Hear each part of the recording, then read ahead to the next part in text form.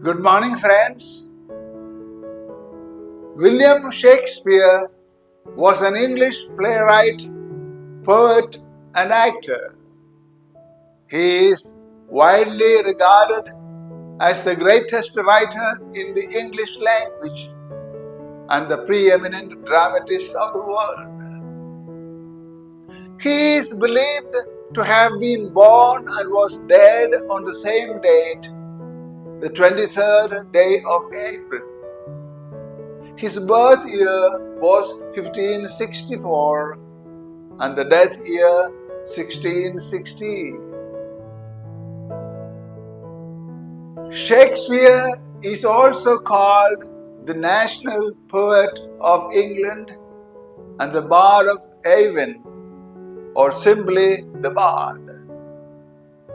His extant works, including collaborations, consist of some 39 plays, 154 sonnets, 3 long narrative poems, and a few other verses, and some of uncertain authorship. The plays of Shakespeare have been translated into every major living language and are performed more often than those of any other playwright.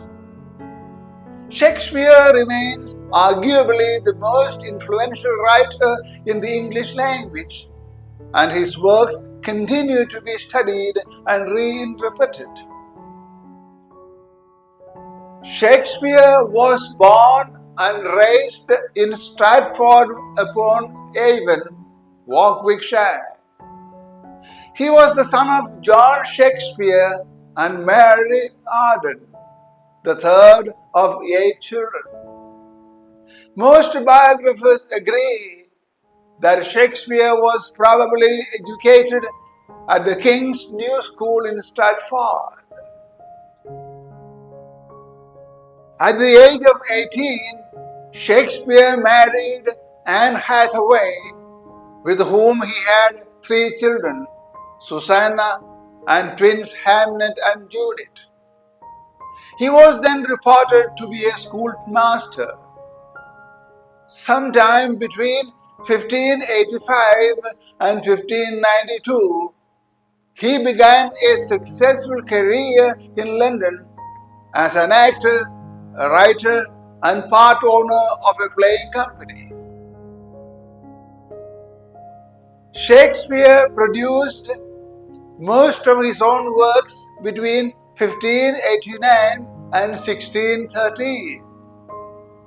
His early plays were primarily comedies and histories and are regarded as some of the best works produced in these times.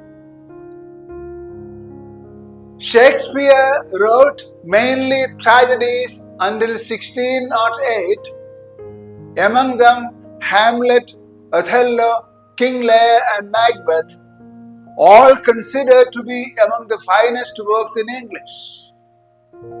In the last phase of his life, he wrote tragicomedies or romances, such as The Winter's Tale and The Tempest, and collaborated with other playwrights.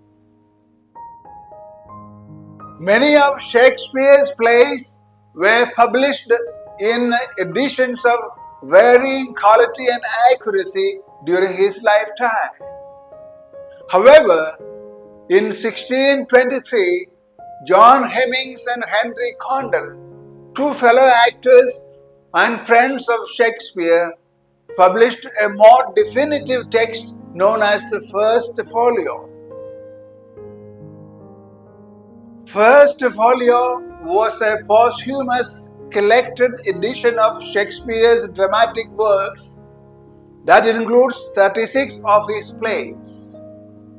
Its preface was a perceptive poem by Ben Jonson, a former rival of Shakespeare, who hailed Shakespeare with the now famous epithet, not of an age, but of all time.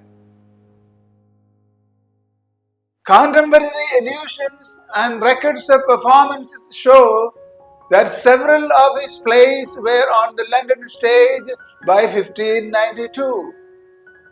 Shakespeare would excel even university-educated and famous writers like Christopher Marlowe, Thomas Nash, and Greene.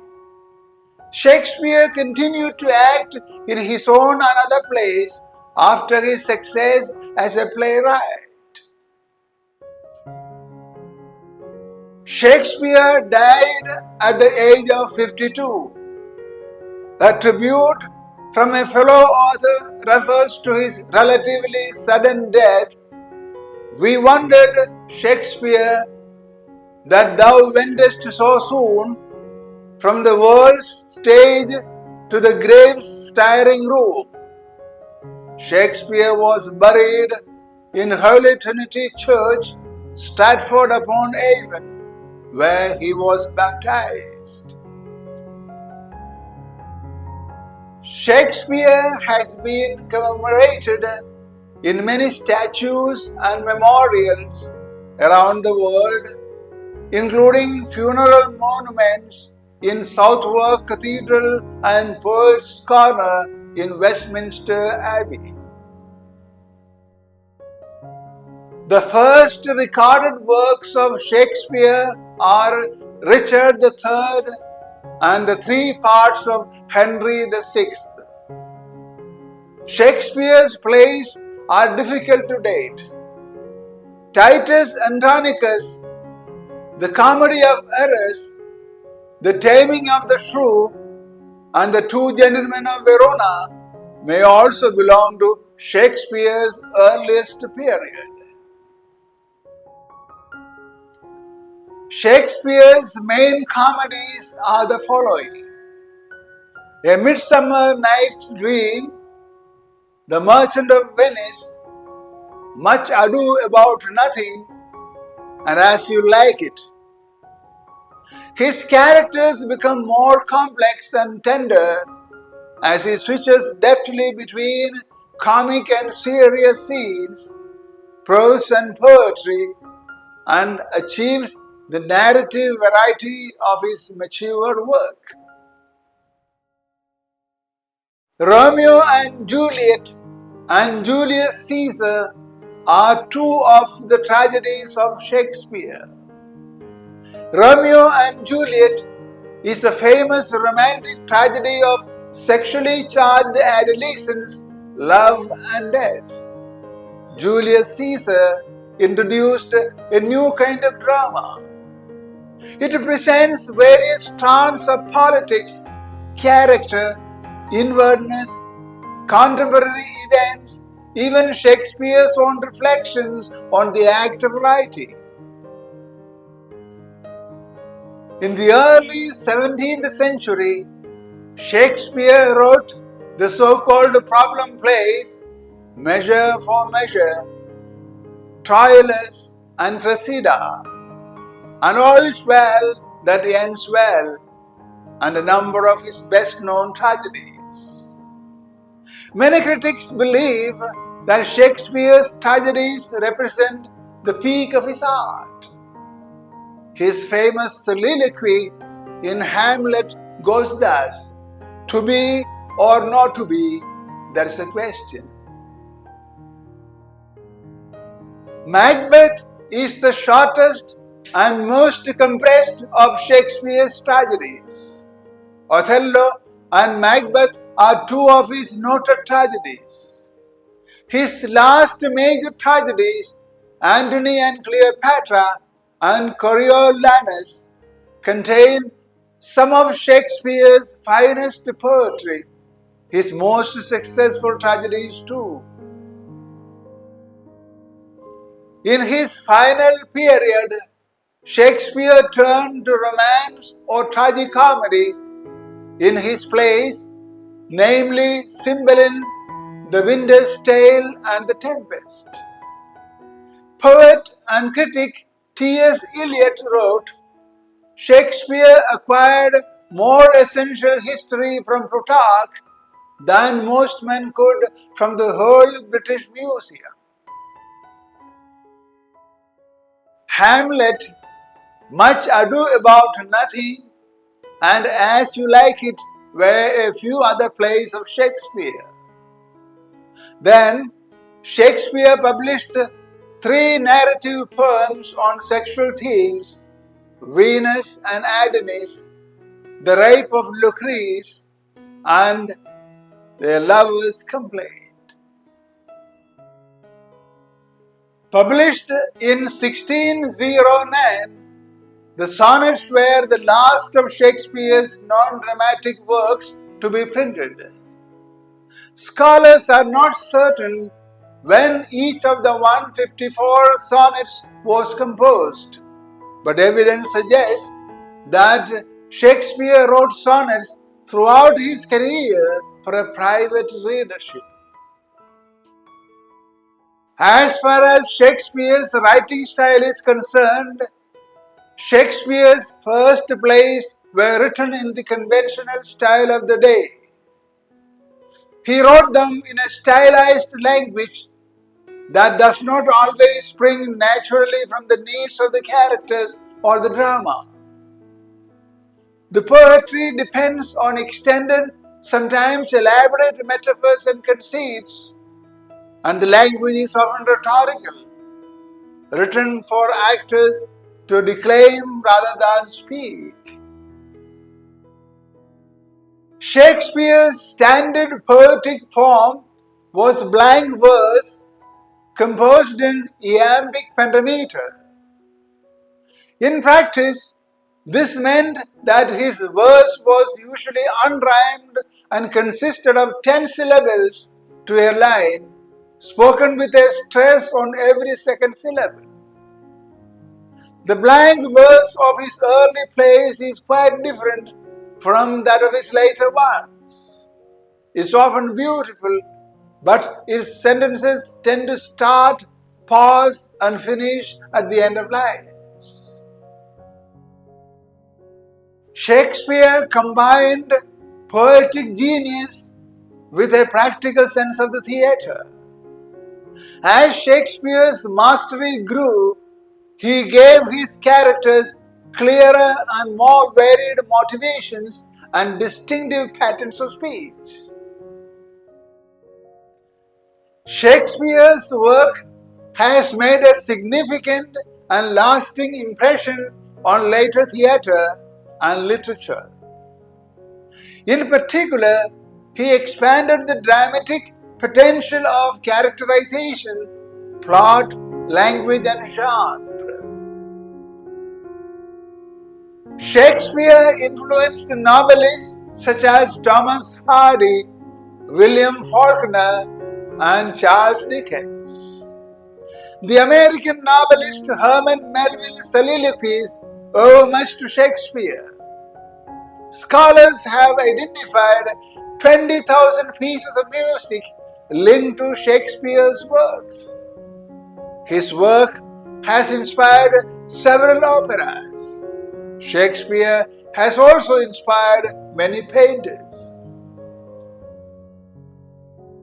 The Swiss romantic artist Henry Fuseli, a friend of William Blake, even translated Macbeth into German. The psychoanalyst Sigmund Freud drew on Shakespearean psychology, in particular that of Hamlet, for his theories of human nature. Shakespeare has been a rich source for filmmakers as well. In Shakespeare's day, English grammar, spelling, and pronunciation were less standardized than they are now. His use of language helped shape modern English. Samuel Johnson quoted him more often than any other author in his A Dictionary of the English Language, the first serious work of its time. Shakespeare's influence extends far beyond his native England and the English language. His reception in Germany was particularly significant. Shakespeare was widely translated and popularized in Germany, and gradually became a classic of the German Weimar era. Christoph Martin Wieland was the first to produce complete translations of Shakespeare's plays in any language. Actor and theatre director Simon Callow writes, "This master, this titan, this genius, so profoundly British and so effortlessly universal, each different culture, German, Italian, Russian, was obliged to respond to the Shakespearean example. Some of the most deeply affecting productions of Shakespeare have been non-English and non-European. He is that unique writer. He has something for everyone." According to Guinness World Records, Shakespeare remains the world's best-selling playwright, with sales of his plays and poetry believed to have achieved in excess of 4 billion copies in the almost 400 years since his death. He is also the third most translated author in history. By 1800, Shakespeare was firmly enshrined as the national poet and described as the Bard of Avon, or simply the Bard. In the 18th and 19th centuries, his reputation also spread abroad. Among those who championed him were the writers Voltaire, Goethe, Stendhal, and Victor Hugo. Shakespeare was not revered in his lifetime, but he received a large amount of praise. In 1598, the cleric and author Francis Mears singled him out from a group of English playwrights as the most excellent in both comedy and tragedy. In the first folio, Ben Jonson called Shakespeare the soul of the age, the applause, delight, the wonder of our stage. Ben Jonson added, Shakespeare was not of an age, but for all time. On the occasion of Shakespeare Day 2025, on behalf of Institute of Harmony and Peace Studies, New Delhi, I wish to make a strong appeal to my friends in India and world over. Let us take inspiration from the extraordinary genius human being, Shakespeare, and awaken in us literary motivation and innovation. Hail the great playwright and brilliant author, William Shakespeare. Thank you.